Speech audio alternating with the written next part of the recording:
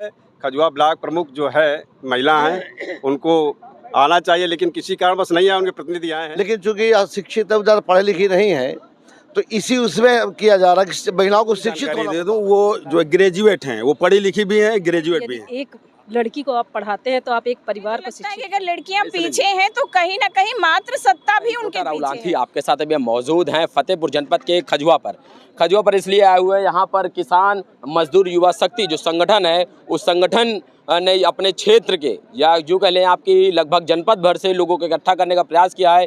जो लोग उन्नति खेती कर रहे हैं या जो लोग भी समाज में अलग अलग काम कर रहे हैं, समाज को जोड़ने में काम कर रहे हैं, समाज में अपनी कुछ अलग विशिष्ट पहचान बना रहे हैं, उन सभी लोगों को सम्मानित करने का काम जो है वो जारी है। अभी हम लोग बातचीत करेंगे। सबसे पहले इस संगठन के जो अध्यक्ष हैं मनोज उत्तम जी, आपने इस आज जन सम्मान समारोह किया, इसमें देखा गया कि आपने जो भी लोग क्षेत्र के लोग थे उनको सम्मानित किया। इसके पीछे क्या मकसद क्या है? मकसद ये है कि समाज में जो पिछड़ा वर्ग है, अशिक्षित नहीं है, नौकरी में नहीं है, तो जो हम जिन प्रतिनिधियों का हम यहाँ सम्मान कर रहे हैं, तो समाज के लोग हमने इसलिए एक उदाहरण के लिए प्रस्तुत करने के लिए कि देखिए ये आज जो सम्मान हम ये लोग पा रहे हैं, तो कल आप भी सम्मान के पात्र होंगे। तो सम्मान ये जो नाम दिया गया है, तो जन सम्मान समारोह, इसमें एक दो लोगों को सम्मान नहीं कर रहे हैं, हम लोग 25-30 लोगों को सम्मान किया है, जो चाहे समाज में अग्रणी भूमिका निभा रहे हो, या शिक्षा में अग्रणी भूमिका निभा रहे हो, या स्वास्थ्य में अग्रणी भूमिका, या समाज में कोई भी अच्छा कार्य कर रहे हैं, चाहे कृषि के क्षेत्र में काम कर रहे हैं या राजनीति में अच्छा कार्य कर रहे हैं, तो हमने उन लोगों को सम्मान करने का आज कार्य किया है। ये हमारे संगठन का प्रयास था कि सभी लोगों को चुना जाए, उसमें एक ही प्रतिनिधि ना रहे कि नहीं कि एक ही क्षेत्र के लोगों प्रतिनिधियों का ही सम्मान किया जाए, चाहे वो सरकारी क्षेत्र में जो भी अच्छे कार्य कर रहे हैं उनको भी हमने सम्मान करने का कार्य किया। ऐसा नहीं कि नहीं सारे नौकरी में है तो उनको सम्मान नहीं दिया जाएगा, नौकरी में भी है और अच्छा कार्य कर रहे हैं तो उनको भी हमने सम्मानित करने का आज कार्य किया है। ये किसान मजदूर युवा शक्ति का अथक प्रयास था कि सभी को सम्मान दिया जाए। आपके कार्यक्रम में देखा गया कि पुरुषों की भागीदारी तो खूब बढ़ चढ़ कर रही जी, और लगातार आप मंच से बात कर रहे थे आधी आबादी की। जी। लेकिन अगर देखा जाए तो आधी आबादी के नाम पे खाली 3 महिलाएं थी, जिनमें से एक जा चुकी हैं, 2 मौजूद हैं। तो ये देखिए नारी सशक्तिकरण हम लोग कहते भी है कि जब तक हमने कुछ कारणवश देखिए जो नारियों ने, जो महिलाओं ने अग्रणी भूमिका निभाई है क्षेत्र में, उन लोगों का नाम आया हमारी लिस्ट में। तो जो भी हमने कहा भी था संगठन से कि ज़्यादा से ज़्यादा महिलाओं का प्रतिनिधित्व रहे, लेकिन किसी कारणवश नहीं आ पाया वो प्रतिनिधित्व। जो भी महिलाएं अग्रणी भूमिका निभा रही है उन्हीं का आया है। भविष्य में हम ऐसा हमारा संगठन सोचेगा कि उसमें महिलाओं का योगदान, सम्मान और योगदान भी रहे। हमने आपकी कार्यकारिणी भी देखी, जो संगठन कार्यकारिणी है, इसमें उत्तम बिरादरी से पर्याप्त मात्रा में लोग हैं, लेकिन उत्तम बिरादरी में देखा कि महिला जो उत्तम बिरादरी में जो लोग उत्तम काम कर रही हैं, चाहे वो फले खजुआ के जो ब्लॉक अध्यक्ष है वो महिला है, उनको ना बुला के आपने उनके घर से एक पुरुष को बुला लिया, लेकिन वो फिर भी छूट गई आपसे। ऐसा नहीं है कि हमने नहीं बुलाया है। अरे कहाँ है बताइए। अब वो किसी देखिए इनवाइट तो सभी को किया जा रहा है, कुछ महिलाओं को इनवाइट किया गया है, हमारे संयोजक महोदय जी की पत्नी को इनवाइट किया था, लेकिन किसी का वो कह रहे थे कि नहीं। अब भाई ऐसा नहीं, अभी हमारा क्षेत्र जो हमारा समाज है, हमारा क्षेत्र जो है पिछड़ा, हमारा वैसे भी फतेहपुर जिला बहुत पिछड़ा क्षेत्र है। इसमें पिछड़ा होने के कारण महिला जब शिक्षा में पिछड़े हैं, हम अपनी महिलाओं को आगे करना नहीं चाहते, ये हमारी भी कमी है, हमें भी कमी है कि नहीं हम संगठन से जुड़े हैं कि हम अध्यक्ष हैं तो हम अपनी पत्नी को आगे नहीं करना चाहते, लेकिन पत्नी, क्योंकि ज़्यादातर लोग ग्रामीण परिवेश से जुड़े हुए हैं। ग्रामीण परिवेश में क्या है, महिलाएं घर का ही काम करती है, चाहे वो पशुपालन कर रहे हो, चाहे खेती की बात कर रहे हो। जैसे अब अध्यक्ष हैं, उसकी जिम्मेदारी में लगभग 60 से ज़्यादा ग्राम पंचायतें उसकी जिम्मेदारी में आती हैं। सैकड़ों गांव है, चूँकि हर ग्राम सभा में 2-4 मजरे हैं। हम जिस महिला की भी बात आपसे कर रहे थे, वो छोटी महिला नहीं है, वो जनप्रतिनिधि है। अगर आप उसका कार्य क्षेत्र देखेंगे तो थोड़ा बहुत कम ज़्यादा नहीं तो विधानसभा के बराबर उसका कार्य क्षेत्र है। बिल्कुल है। खजुआ ब्लॉक प्रमुख जो है महिला हैं, उनको आना चाहिए, लेकिन किसी कारणवश नहीं आए, उनके प्रतिनिधि आए हैं। अब उनका प्रतिनिधि का हम स्वागत करते हैं, लेकिन अब ये उनका कार्य था कि महिला को आना चाहिए। अब कुछ कारण, दीपावली छुट्टी तो क्या कह रहे हैं सर? लगातार हम बातचीत कर रहे थे मनोज जी से, आप भी मनोज जी हैं, तो हम आपसे जानना चाह रहे हैं कि लगातार जो संगठन कार्य कर रहा है, इस कार्य को आप कैसे देखते हैं? सरकारी नौकरी में आप तो? मैं तो सरकारी नज़रिए से देखता हूँ कि सरकारी जितने संस्थान हैं, सब लोगों के, इन लोगों को, जो युवा लोग हैं, इन लोगों की भरपूर मदद करनी चाहिए, क्योंकि ये ऊर्जावान व्यक्ति हैं और निस्वार्थ ईमानदारी से कार्य करते हैं। ये जो किसी भी कार्यालय में आए, इनको थोड़ा सा सम्मान देते हुए, ये अपने लिए कार्य नहीं कर रहे हैं, ये समाज के लिए कार्य कर रहे हैं, किसान के लिए कार्य कर रहे हैं, मजदूर के लिए कार्य कर रहे हैं। इसलिए इनको थोड़ा सा सम्मान देते हुए, इनके द्वारा लाए हुए कार्यों को उत्साहित करते हुए करवाने का प्रयास करना चाहिए। आप ये कह सकते हैं कि जहाँ जिस कुर्सी में आप बैठे हुए हैं, अगर वहाँ पर हमारे जो भाई साहब लोग हैं, किसान हो, मजदूर हो या जो भी जरूरतमंद है, उसकी ईमानदारी से मदद हो जाए, यही बात है? बिल्कुल बिल्कुल, और होती है, अगर पहुँचते हैं तो होती है। चलिए, हमारे साथ महिला प्रतिनिधि के तौर पर दो ही महिलाएं हैं। क्या नाम हो मैम आपका? सीमा मिश्रा। सीमा मिश्रा जी, क्या लगता है जिन्होंने इससे बात कहा कि ग्रामीण परिवेश से महिलाएं रोटी चौका बर्तन में ज़्यादा उलझ जाती हैं, ठीक है क्या? नहीं, ठीक तो नहीं कह सकते, लेकिन अब समय बदल रहा है। ऐसा था, लेकिन अब वर्तमान में स्थितियां परिवर्तित हो रही हैं। अब महिलाएं चूल्हा चौका तो करती ही हैं, लेकिन उसके साथ वो बाहर निकल के बाहरी परिवेश और बाहरी सामाजिक ढांचे पर भी अपनी दृष्टि गड़ाए हुए हैं और उस पर भी कार्य करने में पूरी तरह से सक्षम हैं। यानी दोनों क्षेत्रों में महिलाएं काम कर रही हैं, घर भी नहीं छोड़ती हैं और बाहर भी कार्य कर रही हैं, और ऐसे मंच महिलाओं को प्रेरित कर रहे हैं। भले आज संख्या में हम 2 हैं, लेकिन ये 20 और 20 200 की संख्या जरूर पहुंचेगी एक दिन। तो यह प्रेरणा के लिए मैं बहुत बहुत धन्यवाद दूंगी इस मंच को, क्योंकि हर कार्य के लिए प्रेरणा बहुत आवश्यक होती है। क्या नाम हुआ मैम आपका? अर्चना गुप्ता।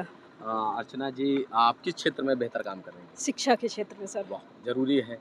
तो सबसे ज़्यादा ज़रूरत क्या लगता है, पुरुषों को ज़्यादा शिक्षा जरूरत है, महिलाओं को? महिलाओं को कहते हैं ना कि यदि एक लड़की को आप पढ़ाते हैं तो आप एक परिवार को शिक्षित करते हैं।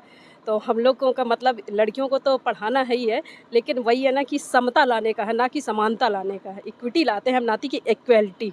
मतलब ऐसा नहीं है कि लड़कियों को यदि हम प्रमोट कर रहे हैं तो लड़कों को पीछे छोड़ दे रहे हैं। लड़के और लड़कियों को दोनों को हम प्रमोट करते हैं। मतलब हमारे यहाँ अभी जैसे अटल आवासीय विद्यालय में 3 बच्चों का सिलेक्शन हुआ, जिसमें हमारी 2 लड़कियाँ सिलेक्ट हुई और 1 लड़का सिलेक्ट हुआ। तो जो 2 लड़कियाँ सिलेक्ट हुई तो सिर्फ शिक्षा ही नहीं उनके लिए मायने रखती थी, सिर्फ उनको शिक्षित ही नहीं किया गया, उनको मतलब अब जैसे फॉर्म तो भर दिया गया, अब इसके बाद उनके फादर नहीं तैयार हो रहे थे वहाँ भेजने के लिए बिटिया को। कितना मोटिवेट हम लोगों को करना पड़ा। सिर्फ हम शिक्षा ही नहीं दे रहे हैं, हम उनको प्रेरित कर रहे हैं, प्रोत्साहित कर रहे हैं, अवेयर कर रहे हैं। अभी आपको लगता है कि जिस प्रकार से पितृसत्ता समाज है, वो समाज आज भी जो लड़कियों के उड़ने वाले जो पंख हैं उनको कतरने का काम परंपराओं के नाम पर, बंधनों के नाम पर, रीति रिवाजों के नाम पर खूब होता है? हो रहा, लेकिन परिवर्तन भी हो रहा है। ये जेंडर का डिफरेंस है, ये जेंडर का डिफरेंस है कि मतलब समाज में उनके सामाजिक आधार पर आर्थिक हम ही तो कर रहे हैं। हमें तो लगता है कि अगर लड़कियां पीछे हैं तो कहीं ना कहीं मात्र सत्ता भी उनके पीछे है, क्योंकि बेटियों को पिता कोशिश पूरी करते हैं आगे लाने की, कहीं ना कहीं माताएं ही पीछे घसीटती हैं। नारी ही नारी की दुश्मन है नारी क्या? तो उसके लिए दोनों को शिक्षित करने की आवश्यकता है, प्रेरित करने की माँ को और उनको, तभी दोनों बराबर चलेंगे आगे।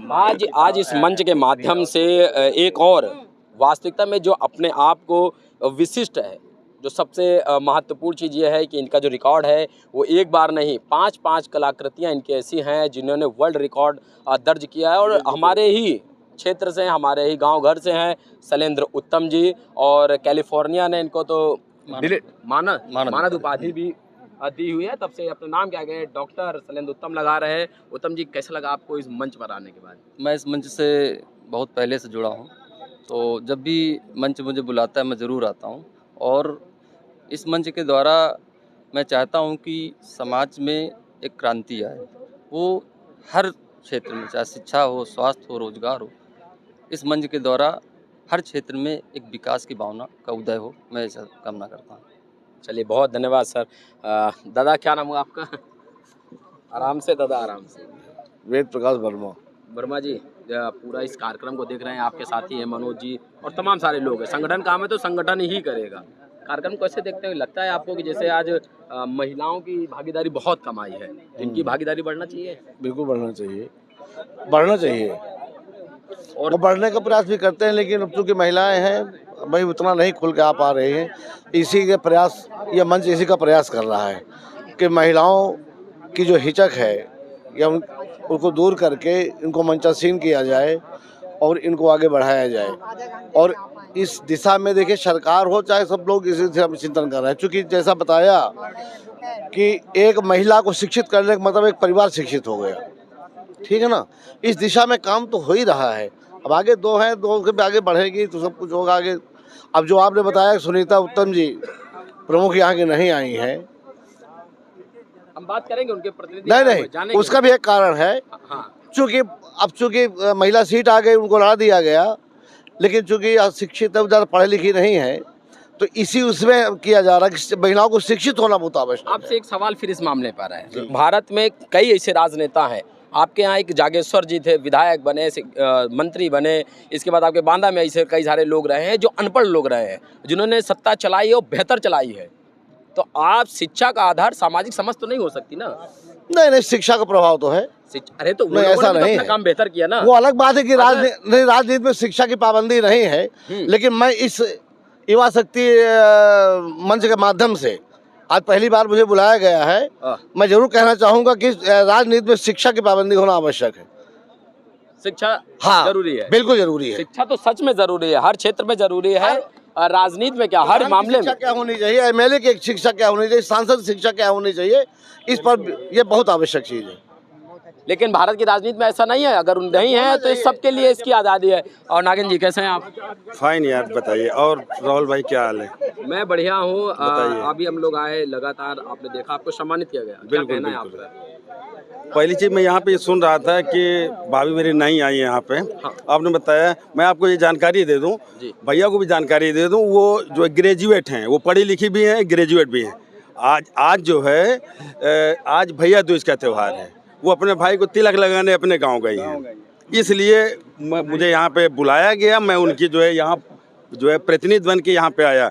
मेरे ब्लॉक के बारे में जो जानकारी चाहिए, इस मंच के बारे में जो जानकारी चाहिए, आप क्वेश्चन कर सकते हैं। मैं तहे दिल से स्वागत करता हूँ और मैं उत्तर भी दूंगा। इस समय एक बड़ी जिम्मेदारियां हैं आप लोगों के सर पर, उन चीज़ों को कैसे निभा रहे हैं राहुल जी? कठिनाइयां आ रही हैं? कौन कौन सी दिक्कतें हैं, मुझे बताया तो जाए। आपका क्वेश्चन मुझे समझ में नहीं आया। जैसे आप लगातार काम कर रहे हैं बतौर ब्लॉक प्रतिनिधि के रूप में, आपकी भाभी जी ब्लॉक प्रमुख हैं, ठीक है। अब आप बताइए, जैसे ग्रामीणांचल में जा रहे हैं तो सबसे जो जरूरी चीजें हैं, जो बेसिक मुद्दे हैं, उनके कौन से गांव में आपको लगता है ज्यादा प्रभावित कर रहा है और उन पर क्या काम हुआ अभी तक? मैं आपको बता दूं। चलो शिक्षा के मैं आपको बता दूं, शिक्षा के क्षेत्र में बता दूं। भैया ने जैसे अभी बताया, वेद भैया ने मंच के माध्यम से यहाँ बताया गया कि दलित, पिछड़ा, अल्पसंख्यक, गरीब, आर्थिक जो हम लोगों का जो डिवाइडेशन है, आज का जो परिवेश है, आज के परिवेश में मात्र 2 वर्ग हैं, एक अमीर एक गरीब।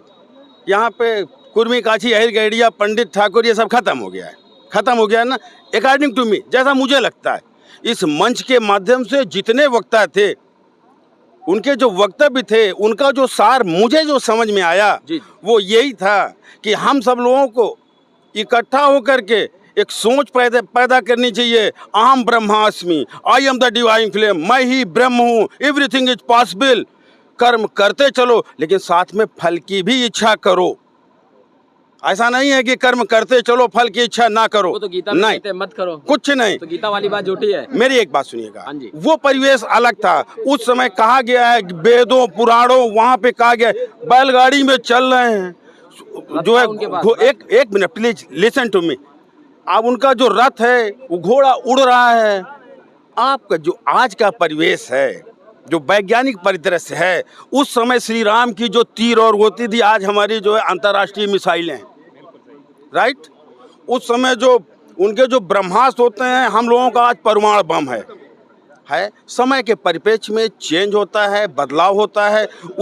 यही सब कारण है इस समय कि जैसे हम लोगों के विकास की उसमें है, हम लोगों के ब्लॉक एक मिनी सचिवालय होता है, हर विभाग का एक ऑफिस होता है, हर विभाग के काम निर्धारित होते हैं।